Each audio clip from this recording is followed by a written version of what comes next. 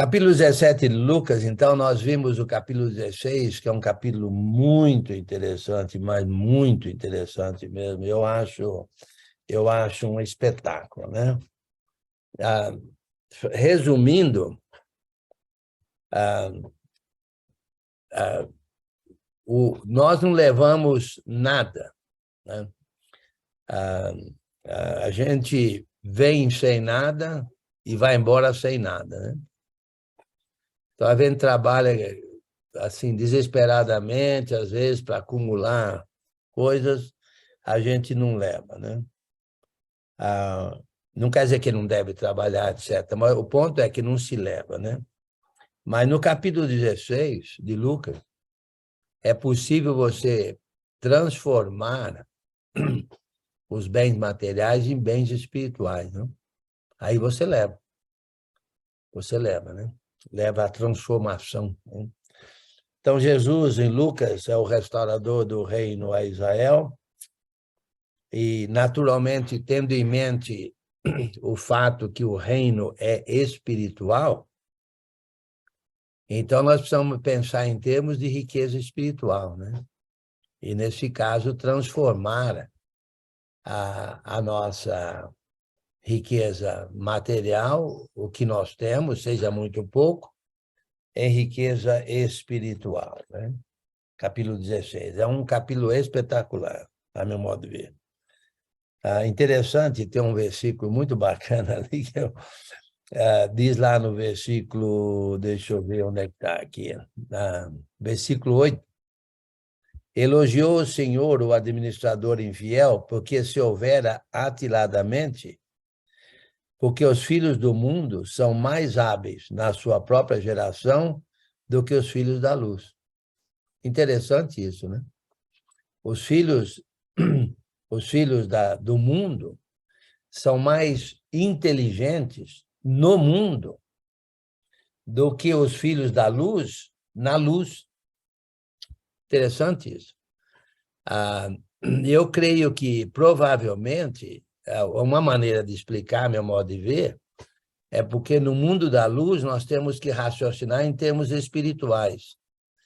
E no mundo no mundo do mundo, vamos dizer assim, a gente raciocina de modo material, de modo, vamos dizer assim, visando coisas e usando o raciocínio do mundo, quando aqui na luz nós precisamos aprender a usar o raciocínio da luz, né?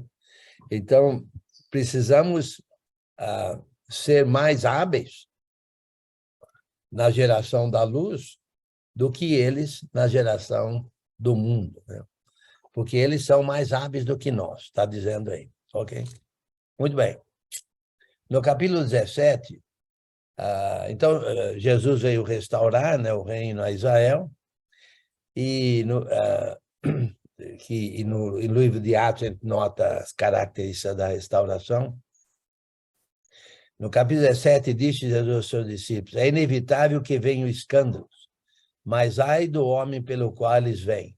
Melhor fora que se lhe pendurasse ao pescoço uma pedra de moinho e fosse atirado no mar do que fazer tropeçar a um desses pequeninos. A um desses pequeninos, né? Quem são os pequeninos? Os pequeninos são aqueles que talvez sabem menos, sabem pouco, aqueles que têm pouco, aqueles que necessitam de ajuda. Não devemos nunca, vamos dizer assim, ser pedra de tropeço a ninguém. Muito ao contrário, certo? No mundo da luz, nós devemos ajudar uns aos outros a progredir espiritualmente e não a tropeçar, certo? Seria bom se a gente aprendesse isso quando a gente era novo, né? Como cristão. Mas não devemos fazer tropeçar a ninguém. Devemos simplesmente ajudar todos porque nessa restauração do reino, é uma restauração. E uma restauração tem a ver com restaurar e não regredir, certo? Então, nós precisamos de ajudar todo mundo a se restaurar, certo? Inclusive aqueles que estão no erro, a gente tentar ajudar eles a se modificar, a seguir aquilo que é correto, etc, etc. Não somos pedras de tropeço, não devemos ser pedra de tropeço a ninguém, a ninguém. Versículo 3, acautelai-vos. Se teu irmão pecar contra ti, repreende-o. Se ele se arrepender, perdoa-lhe. Se por 7 vezes no dia pecar contra ti, e 7 vezes vier ter contigo dizendo estou arrependido, perdoa-lhe. Então, novamente, você vê, aqui, nós não vamos escandalizar o irmão errado. Nós vamos ajudá-lo, nós vamos repreender, se ele pecar contra a gente vai repreender. E se ele se arrepender, perdoa. Quer dizer, a gente não vai usar nada para derrubar o irmão, certo? E se 7 vezes ele pecar e 7 vezes vier ter com a gente dizer estou arrependido, devemos perdoar, né? É tarefa do cristão lidar diretamente com o irmão em pecado, né? Às vezes o irmão peca contra a gente e a gente, então, não vai ajudá-lo, né? A gente deve tentar ajudar. Repreende-o, né? Repreende-o, no sentido de buscar nele um arrependimento, entendeu? No objetivo de edificar e não no sentido de pisar nele ou empurrar ele para cair mais ainda, mas no sentido de ajudar. Versículo 5. Então disseram os apóstolos ao Senhor, aumenta-nos a fé. Porque são coisas simples, mas ao mesmo tempo difíceis de se fazer, né? Tal negócio, como eu já disse, na prática a teoria é diferente, né? A gente precisa não devia ser, não é para ser na prática uma teoria diferente, mas infelizmente geralmente é, né? Mas devemos realmente colocar em prática os ensinos que a gente aprende de Jesus. Versículo 6, respondeu-lhe o Senhor, se tiverdes fé como um grão de mostarda, direis a esta moreira, arranca-te e transplanta-te no mar, e ela vos obedecerá. Olha, eu entendo aqui o seguinte,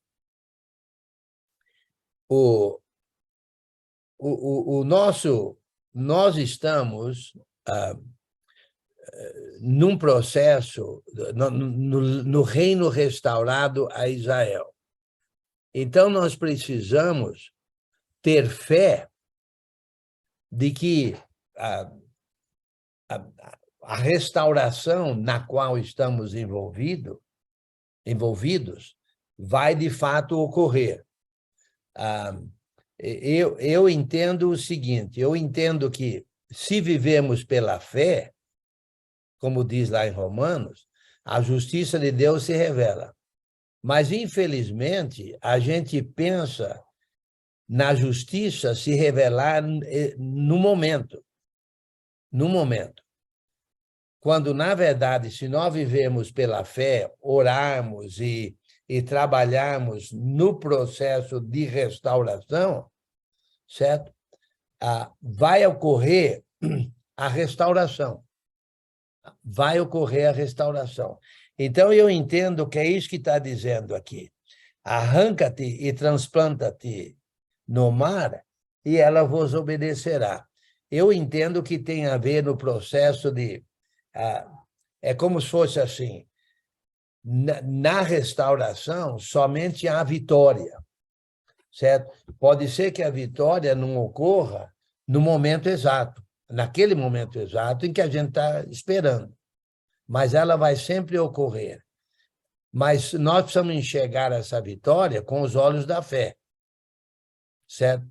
que nós estamos envolvidos numa restauração e que a restauração, a nossa parte na restauração, resulta em restauração. Resulta em restauração.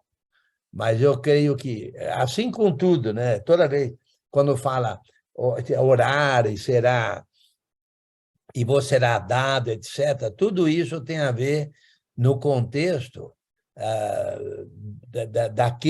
daquele contexto que está sendo mencionado ali.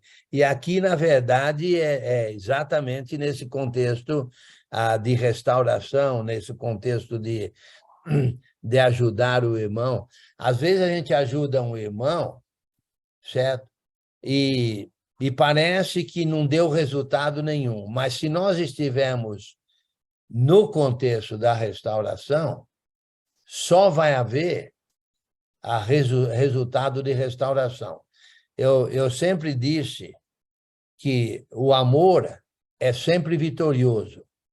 Sempre há vitória no amor. O amor sempre resulta em resultados positivos.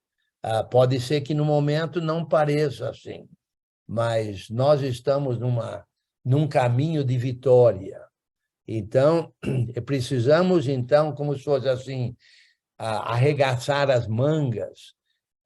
Uma expressão muito usada no Brasil é vestir a camisa, né? Vestir a camisa da restauração, nesse contexto de Lucas, porque, na verdade, vai haver vitória tendo a ver com a restauração. Mas é interessante o que Lucas disse, do versículo 7 ao 10. Qual de vós, tendo um servo ocupado na lavoura ou em guardar o gado, lhe dirá quando ele voltar do campo: vem já e põe-te à mesa? E que antes não lhe diga: prepara-me a ceia, cinge-te e serve-me, enquanto eu como e bebo. Depois comerás tu e beberás.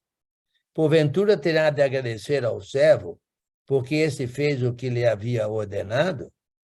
Assim também vós, depois de haveres feito quanto vos foi ordenado, dizei: somos servos inúteis, porque fazemos apenas o que devíamos fazer. Interessante, né?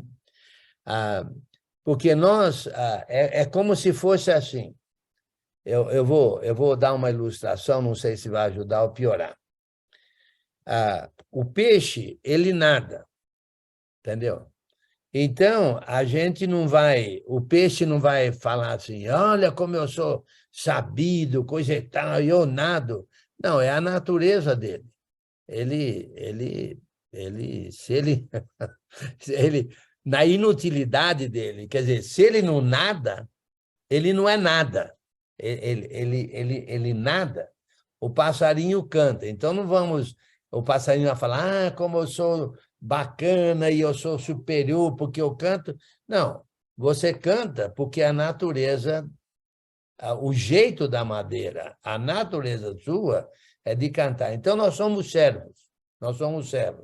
Então, a gente faz trabalha para Deus. Como eu sou bacana, como eu sou sabido, eu faço isso, eu faço aquilo, se não fosse por mim, a igreja morreria, aí eu que toco o barco na igreja, se eu não fizer nada, nada vai ser feito, coisa e tal. Não, nós somos servos. E vamos dizer assim, inúteis, porque, na verdade, espera-se que o servo sirva. O servo é servo. Entendeu? Ele é servo. Então, na verdade, nesse processo em que nós estamos de restauração, nós vamos trabalhar na restauração, certo? E vamos ajudar todo mundo a restaurar, porque é o jeito da madeira. Nós somos assim. Nós somos feitos assim. Nós somos transformados em servos. Então, nós vamos simplesmente, e não devemos esperar elogios, certo? Eu sei que, às vezes, a gente trabalha e não recebe elogio, né? Ninguém agradece, parece que acham que a gente é escravo deles, vamos dizer assim, né?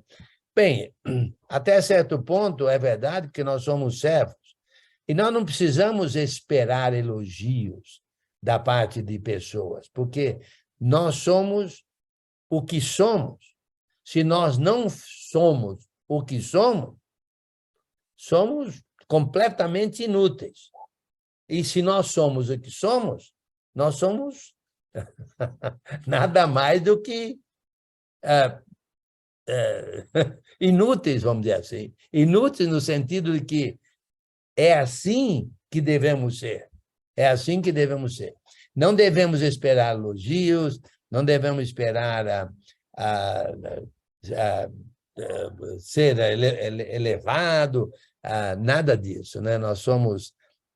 Eu lembro uma vez um parente meu perguntou, mas quantos anos você está na igreja? Eu falei, faz tempo, isso faz uns 30, 40 anos.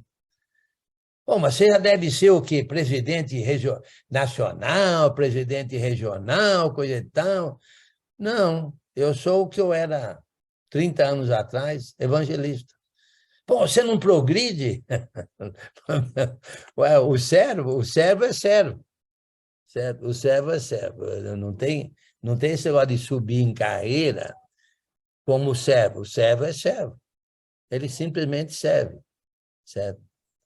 Não sei se ficou claro ou confuso, mas está dizendo aqui, olha, somos servos inúteis porque fizemos apenas o que devíamos fazer. Ou seja, nós não somos dignos de honra especial de ninguém, vamos dizer assim. Nós somos isso, nós somos servos, então vamos simplesmente servir, que é a nossa vida de serviço, né? Nossa vida de serviço, né? E precisamos reconhecer que somos servos. A dificuldade é em muita gente reconhecer que a pessoa é serva, né? Que somos servos. Então, não serve, porque não reconheceu que é servo. Em Romanos, capítulo 6, deixa bem claro que nós somos batizados na morte de Cristo, sepultamento de Cristo, ressurreição de Cristo e na vida de serviço a Deus de Cristo. Faz parte do que nós somos. Nós somos servos. Cristo veio para servir. Veio para servir. E ele continua servindo até hoje. Não sei se ficou meio confuso ou não, mas é o que Lucas falou aqui, né? Somos servos inúteis porque fizemos apenas o que devemos fazer. Não devemos dizer, somos servos inúteis, porque nós somos servos. Fiz o que devia ter feito. Então, espera-se do servo que ele sirva, certo? Então, esse aqui está dizendo, o servo veio lá de cuidar do gado, voltou do campo, e vai ser tratado com honra especial? Não. Você vai servir, vai fazer o seu serviço, depois você vai comer. Mas o servo é servo, certo? Espera-se isso dele. Não sei, como falei, não sei se ficou bem claro ou meio confuso essa ideia aí. No versículo 11, de caminho para Jerusalém, passava Jesus por meio de Samaria e da Galileia. Ao entrar numa aldeia, saíram-lhe ao encontro 10 leprosos, que ficaram de longe e lhe gritaram, dizendo, Jesus, mestre, compadece de nós. Ao vê-los, disse-lhe Jesus, ide e mostrai-vos aos sacerdotes. Aconteceu que, indo eles, foram purificados. Um dos 10, vendo que fora curado, voltou, dando glória a Deus em alta voz, e prostrou-se com o rosto em terra aos pés de Jesus, agradecendo-lhe. E este era samaritano. Então Jesus lhe perguntou, não eram os 10 os que foram curados? Onde estão os 9? Não houve porventura quem voltasse para dar glória a Deus, senão esse estrangeiro? E disse, levanta-te e vai, a tua fé te salvou. Então, você vê, Jesus curou os 10, certo? Ele não estava buscando elogio dos 10, mas ele É interessante que ele reconheceu que somente um dos 10 veio agradecer a Deus, dar glória a Deus. A Deus. Interessante, né? A Deus. Isso que eu estou dizendo, às vezes a gente faz um serviço, ajuda, etc., e as pessoas não reconhecem, mas não é para se esperar agradecimento. Você vê, somente 10% deram, ou um dos 10, somente 10%, deu glória a Deus em alta voz. Ele perguntou, cadê os outros? Não vieram dar glória a Deus? Enio, o interessante, Enio, posso falar? Pode. É que eu reparo assim, nunca Jesus reclamou alguma coisa para ele. Sempre que ele reclama é para o Pai. Sim. Ele expulsou os vendalhões que estavam ali na frente. No templo, né? E por quê? Para pôr ordem na casa do Pai. Quando ele apanhou ali na frente de Herodes e dos demais, para ele nunca reivindicou nada, mas para o Pai, que nem aqui, ele está. Como não dão glória ao Pai? Nada para ele, porque ele veio como servo, né? Ele foi o maior servo. Então, ele não queria que agradecesse a ele, mas sim dar glória ao Pai. Essa é a diferença. A gente espera receber sempre, né? A gente sempre se acha merecedor. Sim. Eu acho essas colocações aqui excepcionais. Muito boa observação. Inclusive, isso se aplica muito a evangelistas, Maria Helena, porque evangelista, às vezes, ele pensa que ele é o dono da igreja. Ele quer receber a glória, ele que tem que passar tudo por ele que é o chefe. Mas onde é que ele aprendeu isso? Não foi com Jesus, não. Não foi com a atitude, o contexto de serviço, de ser servo. Nós servimos, e é uma honra a gente poder servir. É uma honra a gente poder servir, né? É um talento porque nós servimos de acordo com os talentos que temos. Tem uns que têm mais talento, outros menos talento, e por diante. Mas seja qual for o talento, é uma honra a gente poder servir e não devemos esperar nenhuma recompensa por parte das pessoas, porque tudo tem a ver com o Pai. Quem é que vai recompensar é Deus. Quem não vai recompensar é Deus. Ele que como você deixou bem claro, é com relação ao Pai e não com relação às pessoas. Quando a gente é jovem evangelista, né, a gente quer glória, vamos dizer assim. Mas é uma pena que a gente não é muito ensinado quando a gente é jovem, né, para evangelista. Então, mas por quê? Porque geralmente o jovem evangelista ele é meio nariz empinado e ele não está disposto a aprender com aqueles que têm mais experiência. Então, eles deixam, aí depois de muitos anos que eles vão olhar, né? Puxa, por que eu não aprendi isso lá atrás? Bem, porque não foi aprender, né? Temos que aproveitar as oportunidades que nós temos de aprendizado com aqueles que têm mais experiência, com os presbíteros, por exemplo, certo? Com os mestres, com os evangelistas, ou evangelistas mais experientes, mais idosos, vamos dizer assim, certo?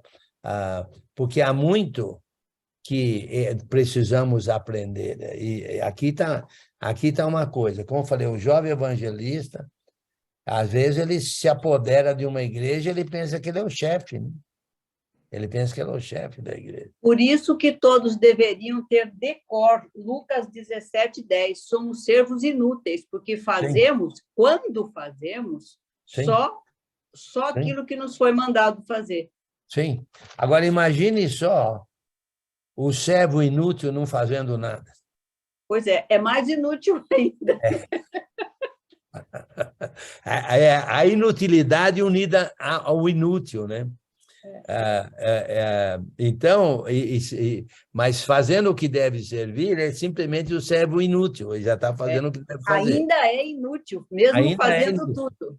Ainda é inútil. Olha, eu vou te contar, viu? A maneira que a gente vai vivendo mais, a gente vai, puxa vida, por que eu não fiz mais ou não faço mais? Mas a gente é mesmo inútil. A gente é inútil, mas... E se acha, né? E está sempre se achando, né? O servo, o bom servo, ele se acha inútil porque ele sabe que ele poderia fazer mais do que faz, inclusive. É interessante isso, né? Muito bem, então aqui você vê um dos 10, e geralmente, eu sou da opinião também agora de que nós precisamos ter uma atitude de agradecimento a Deus, né? Porque eu sei que a gente pede muito a Deus. Senhor, eu preciso de um emprego melhor, ou eu estou doente, ou meu filho vai fazer exame no vestibular, ou seja, lá um monte de coisa que a gente pede.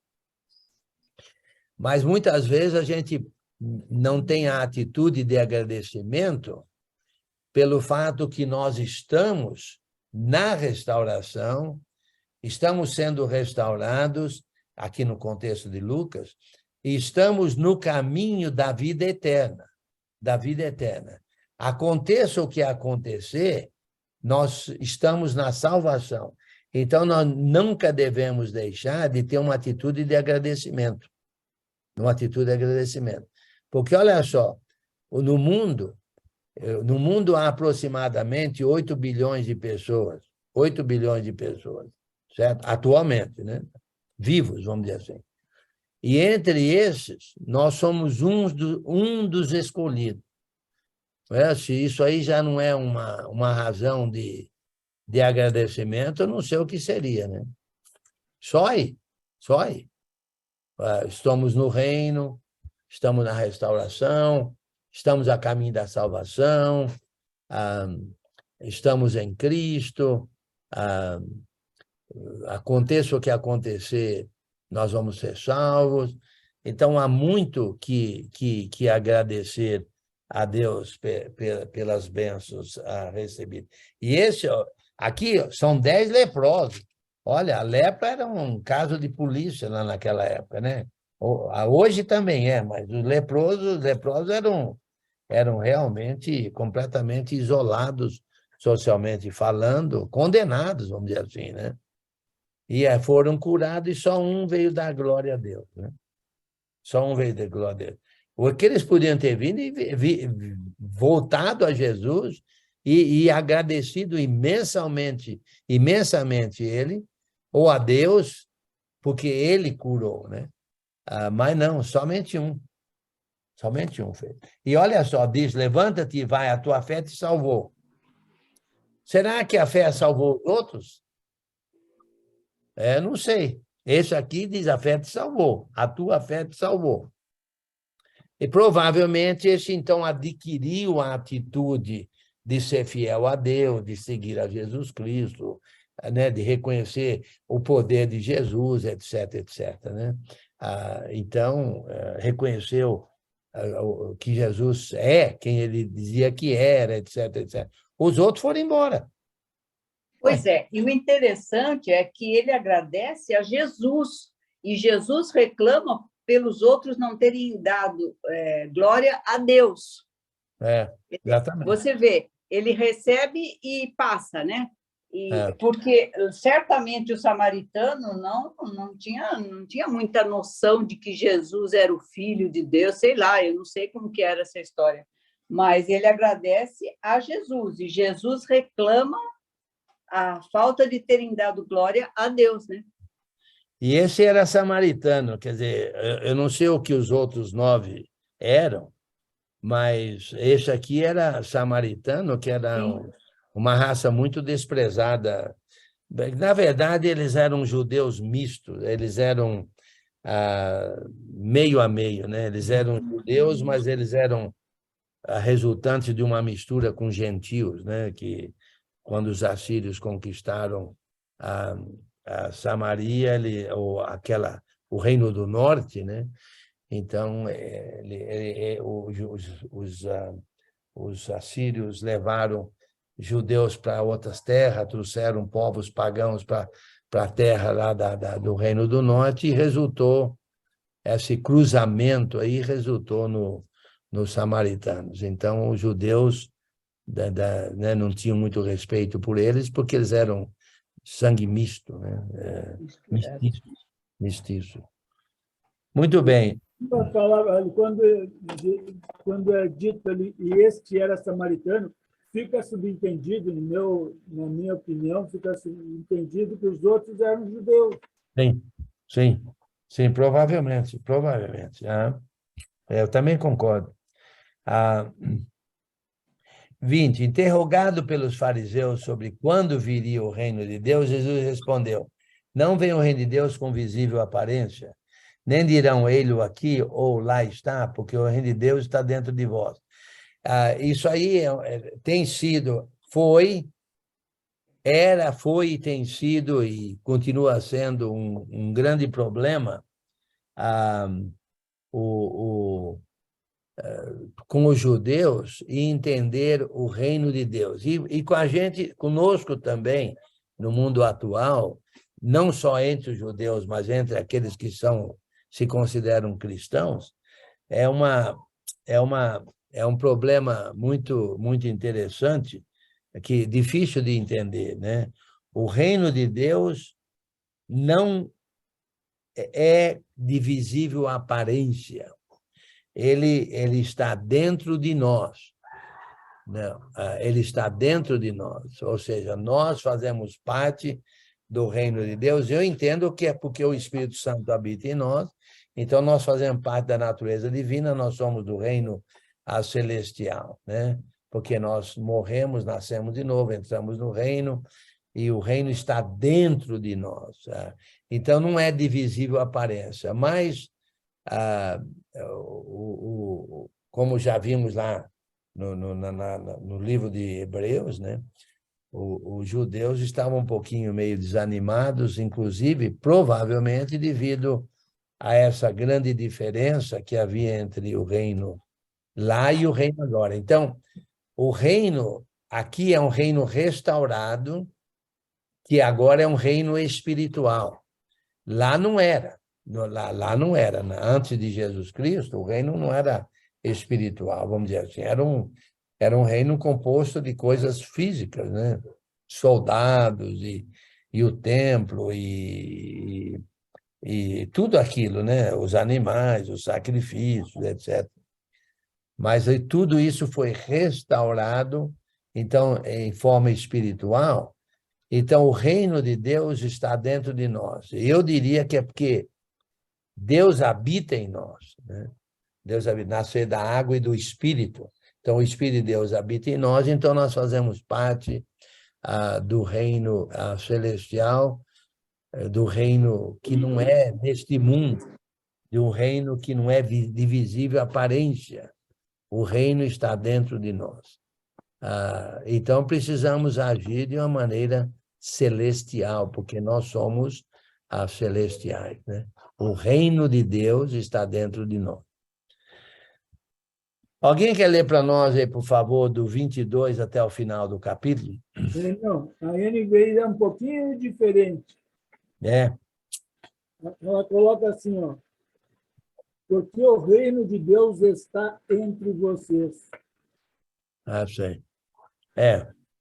Eu diria que é quase a mesma coisa, um pouquinho diferente. Aqui diz assim, aqui tem um comentário que diz assim: isto é, dentro do coração das pessoas. Dificilmente o pronome poderia ser uma referência aos fariseus em geral. Eu acho que está se referindo no sentido de que nós somos o reino, nós fazemos parte do reino, Há um reino espiritual que Jesus restaurou, aquele reino físico e um reino espiritual. Então, nós entramos no reino dele, através da água e do Espírito, certo? Então, mas porque Deus habita em nós, nós fazemos parte. Então, nós fazemos parte da natureza divina, porque Deus está em nós. Não vejo outra maneira de ver isso, porque fisicamente ele não é de visível aparência.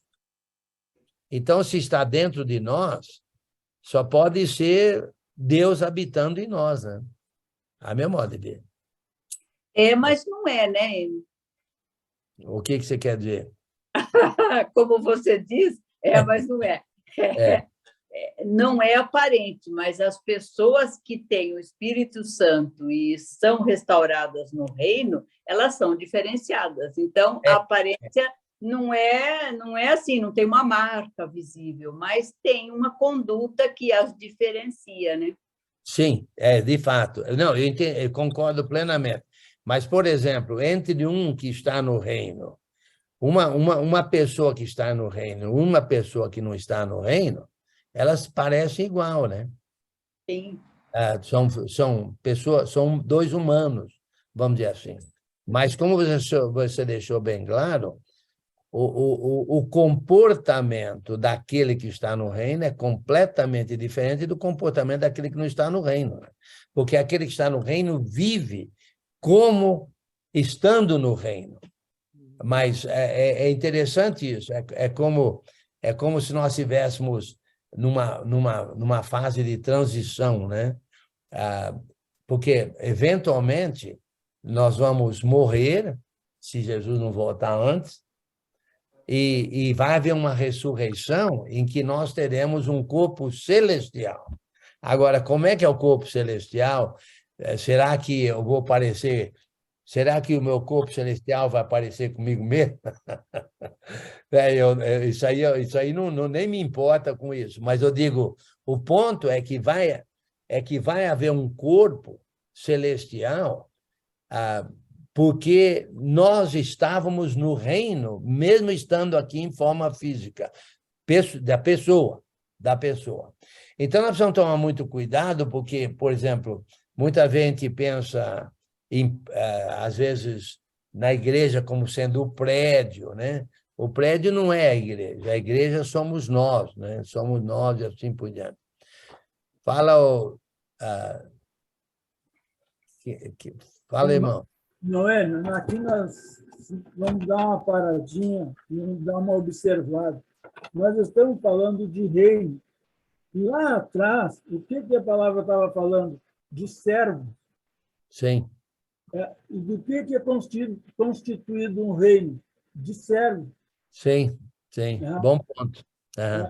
E Jesus é o dono do reino. Sim. E boa observação. E ligando com o que a Maria Helena falou, a nossa atitude de servo, de serviço, vai diferenciar nós como indicação de que somos do reino, né? Estamos no reino. A nossa vida de serviço, de servo, de serviço. A Maria Helena está certíssima. Isso mesmo. Isso. Embora continuemos sendo inúteis. Então, exatamente. Não podemos esquecer nunca. Inútil mesmo, tem toda a razão. Maria Helena.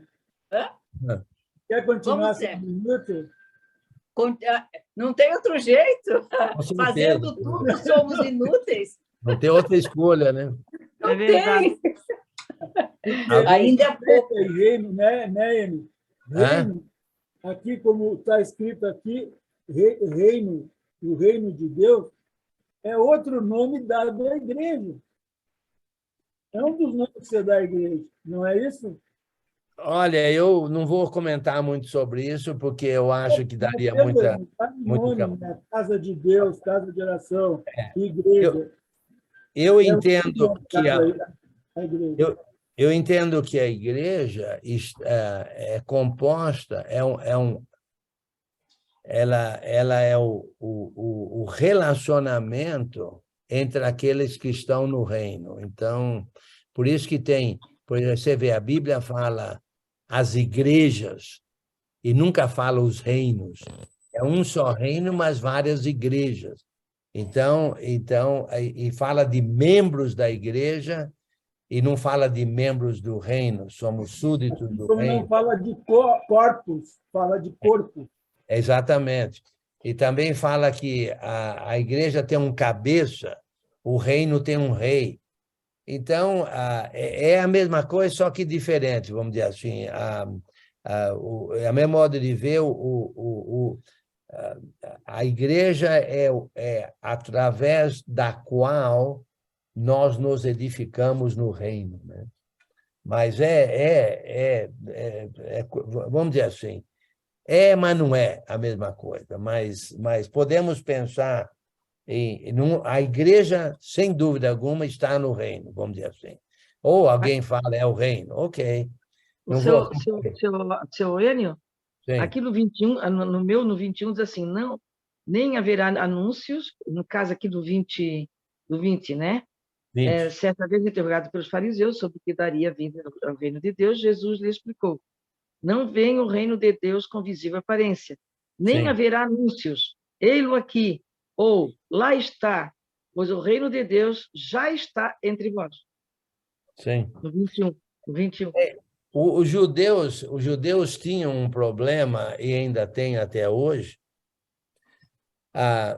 de que o reino o Messias, quer dizer, que nós sabemos que é Jesus, mas eles não aceitam Jesus como Messias, para eles o Messias é outro que ainda não veio, vai estabelecer um reino semelhante àquele reino físico que tinha lá no Velho Testamento.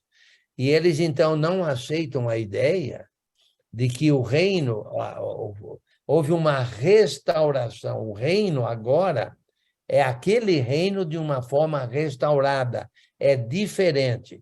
Então, eles vão ficar esperando aí a vida toda e esse Messias que eles esperam que vai ser o rei de um reino semelhante ao reino do Velho Testamento, nunca virá. Porque eles não... Já veio, mas ele restaurou, é como se fosse assim, ele modificou, não é que ele modificou, ele deu o verdadeiro significado do reino de Deus que Deus sempre teve em mente para o povo. Então, e não vem com visível aparência, mas eles esperam, é como se fosse assim, eles esperam, a meu modo de ver, que o Messias vai vir num cavalo branco, né, com uma espada e derrotando os inimigos, etc., etc., e com um monte de soldados, coisa e tal, a lá Davi, a lá rei Davi.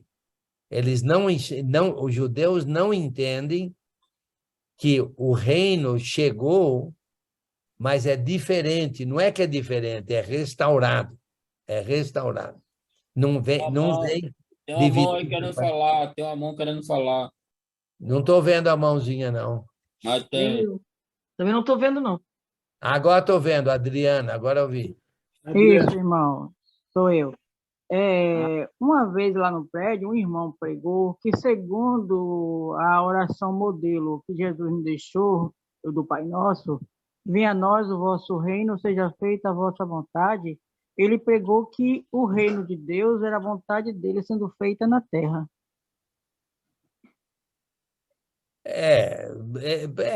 Porque naquela época, eu não sei se eu entendi bem o ponto, porque quando eles ensinou a oração, o reino não tinha chegado ainda, né?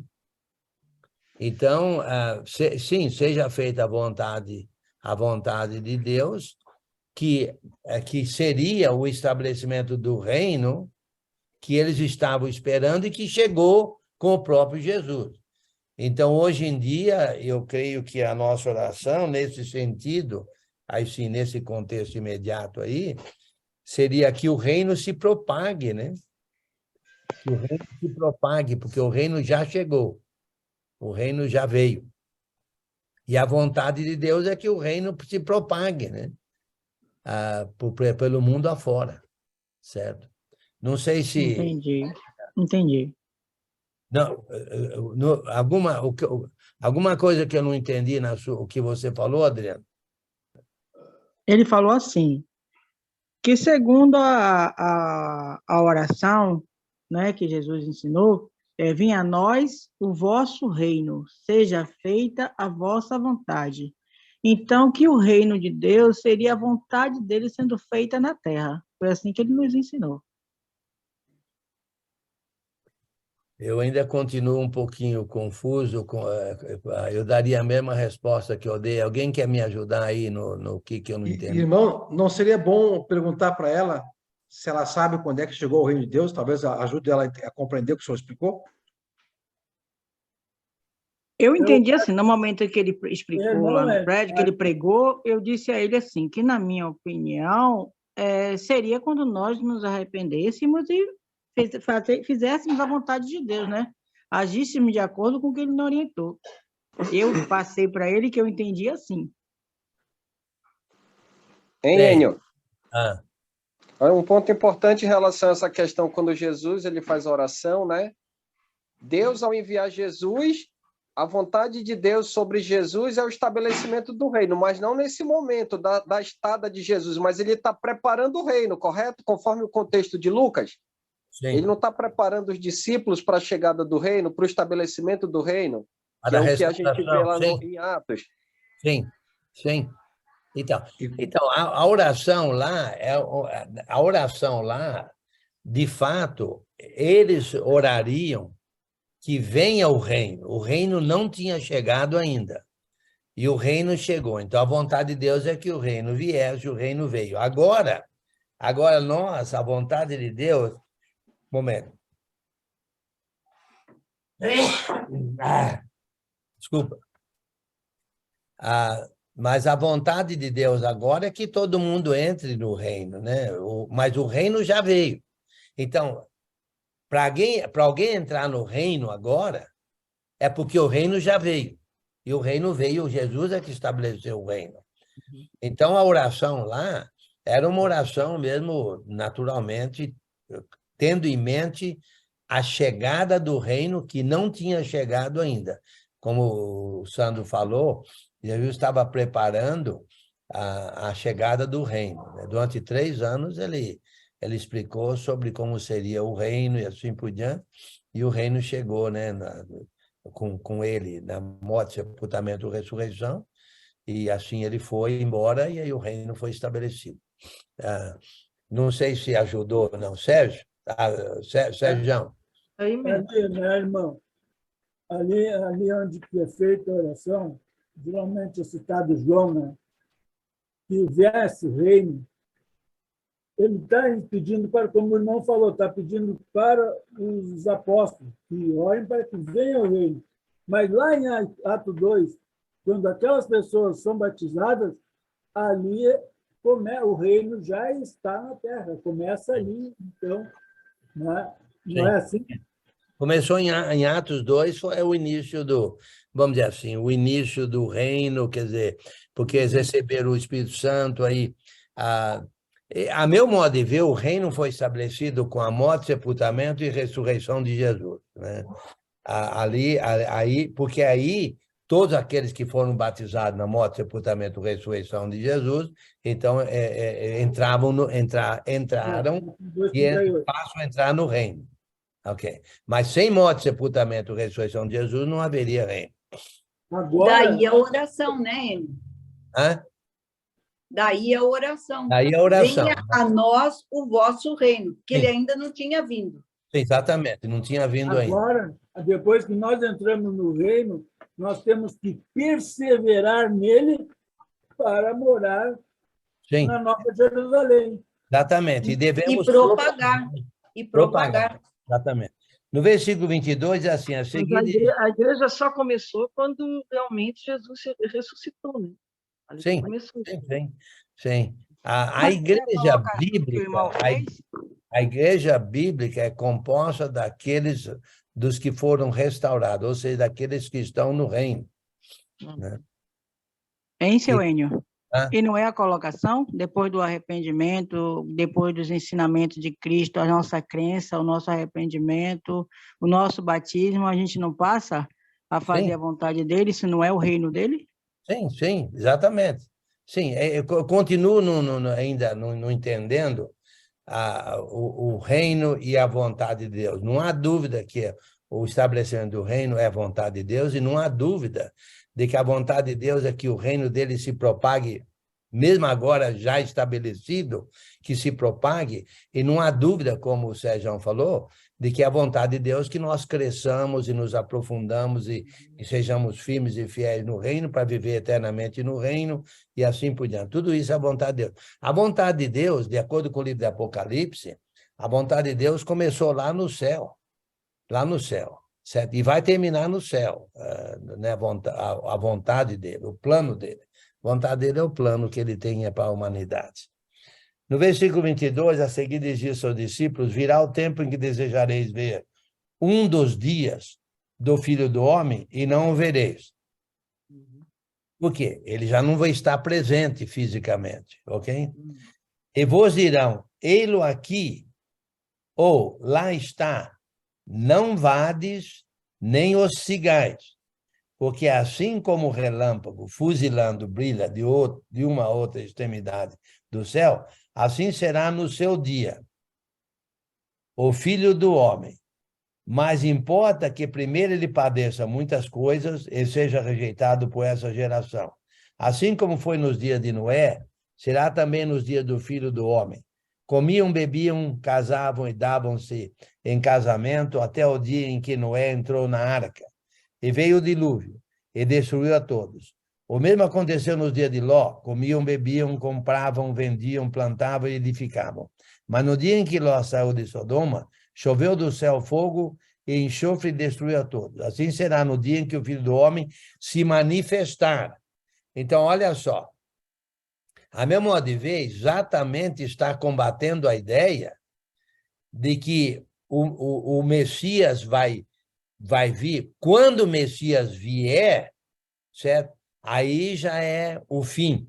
Porque ele já veio, e quando ele voltar, até a segunda vinda dele, não siga ninguém. Mas quando ele vier uma segunda vez, não há dúvida de que ele chegou.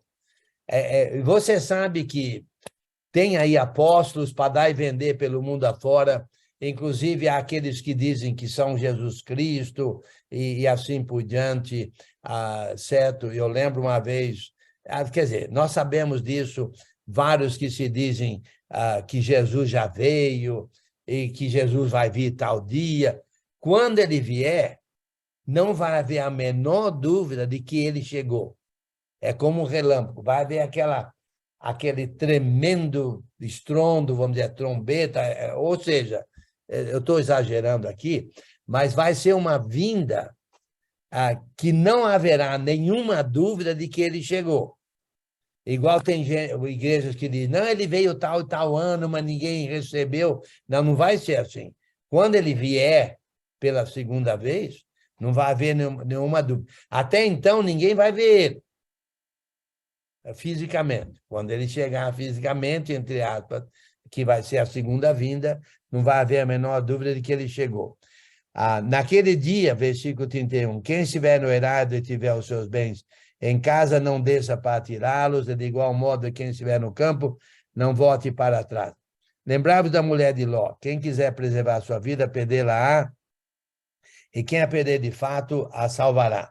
Digo-vos que naquela noite 2 estarão numa cama, um será tomado e deixado o outro, 2 mulheres estarão juntas, moendo, uma será tomada e deixada a outra. 2 estarão no campo, um será tomado e o outro deixado. Então lhe perguntaram, onde será isso, Senhor? Respondeu-lhes, onde estiver o corpo, aí se juntarão também os abutres. Em outras palavras, quando ele vier, já é o fim, já não há mais tempo de fazer nada, vai ser o fim mesmo. Até então, não sigam. Ele está ali, ou ele vai chegar amanhã, ou depois da manhã, ou ano que vem. Não, vamos ficar firmes na esperança ele já estabeleceu o reino. Quando ele vier, aí será, como o Sérgio falou, para a vida eterna. Alguém tem uma mãozinha aí de Rubem?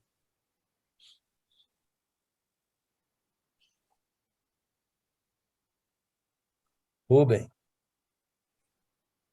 Oi, no 37, ele faz uma pergunta e a resposta... Desabilita seu microfone, o Rubem. O Rubem tá... Oi.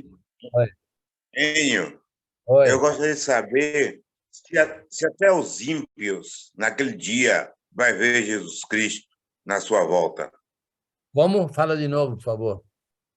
Eu quero saber se até os ímpios, naquele dia, vai ver a volta de Cristo. Quando Jesus voltar, não vai haver dúvida de que ele voltou, todo mundo vai ver. Vai ser...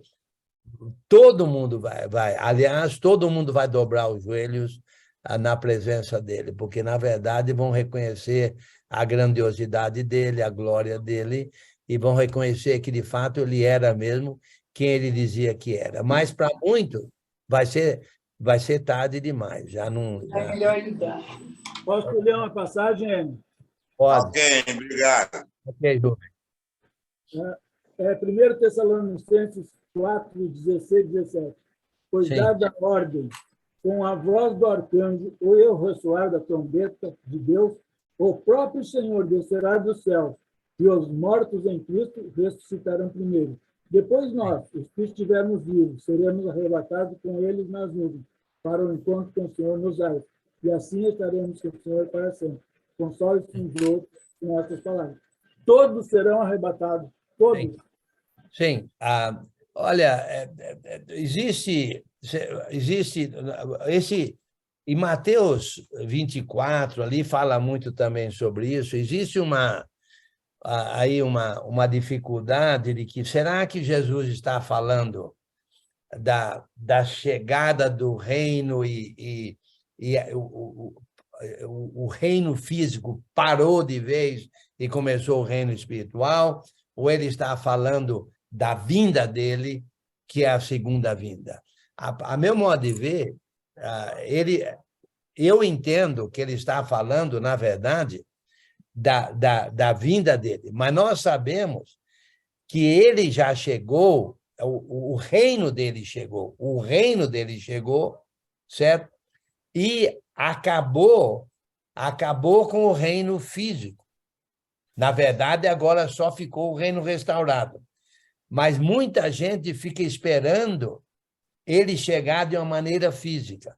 Quando ele chegar, como o Sérgio leu lá em Tessalonicenses, 1 e 2 Tessalonicenses, lido muito com a situação dos vivos e dos mortos na vinda de Jesus e quando é que Jesus vai voltar.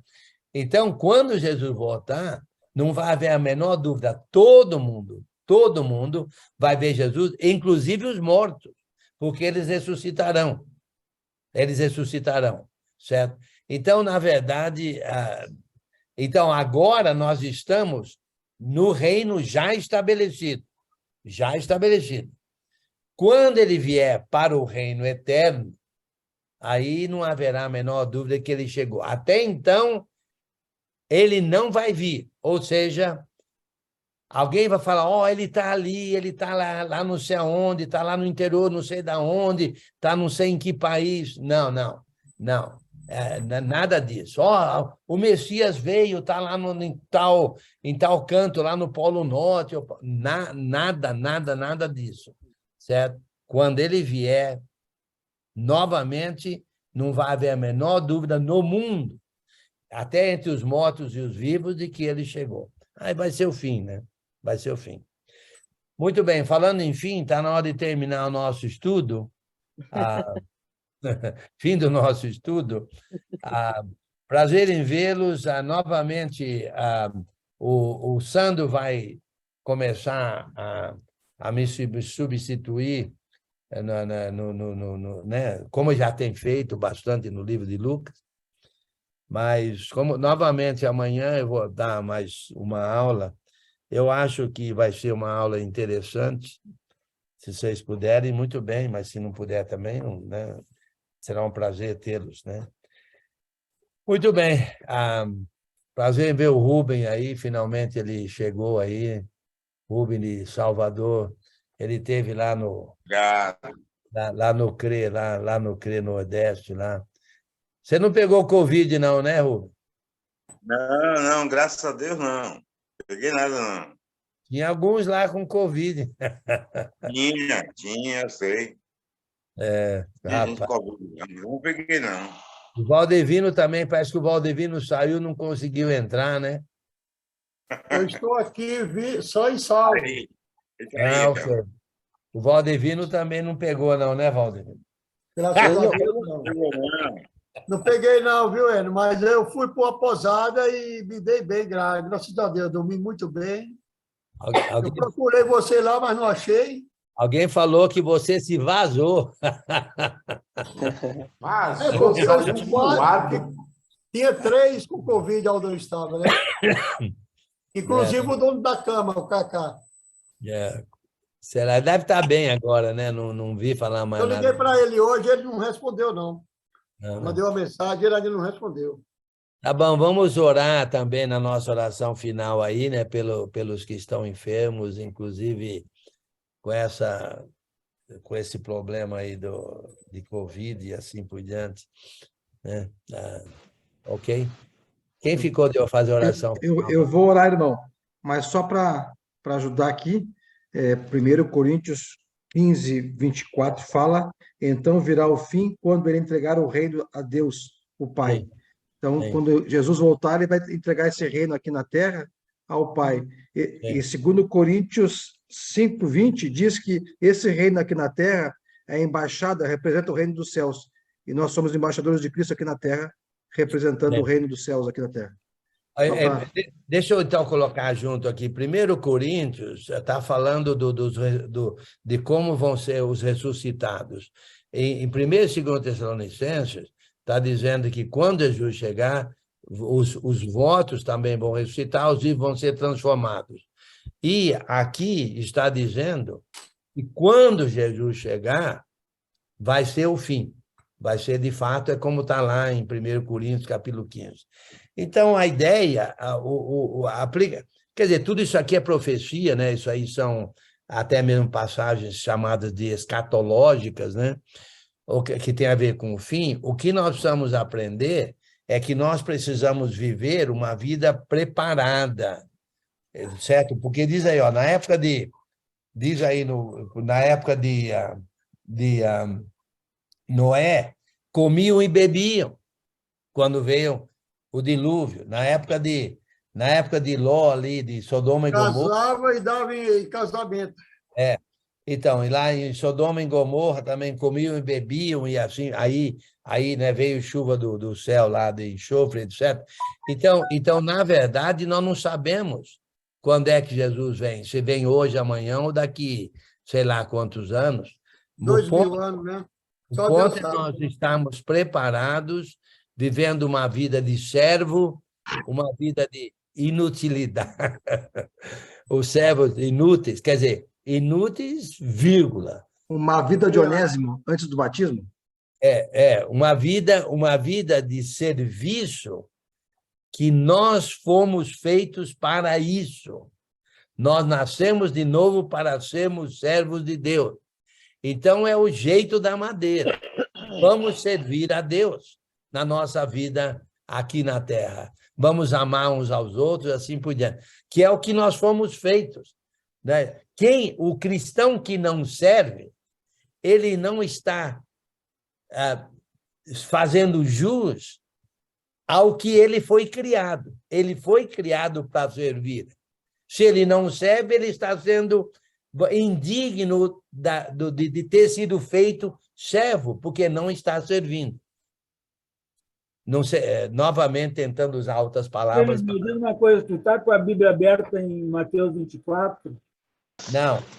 Não, mas a gente abre lá. Agora estou.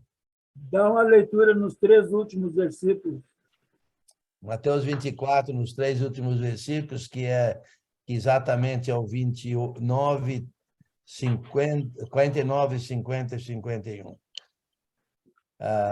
No 48, mas se aquele servo, sendo mal, disser consigo mesmo, meu senhor, demora-se, e passar a espancar os seus companheiros, e a comer e beber com ébrios, virá o senhor daquele servo em dia em que não o espera e em hora que não sabe, e castigá-lo-á, lançando-lhe a sorte com os hipócritas.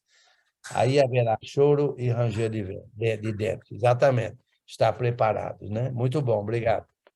Quem vai orar por nós? Vou orar, irmão. Oremos.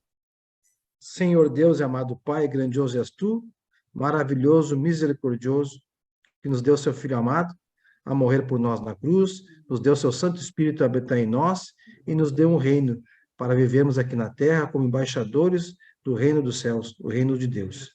Muito obrigado pela oportunidade que o Senhor nos deu hoje de reunirmos como igreja, para ouvirmos a tua palavra através do teu servo Enio.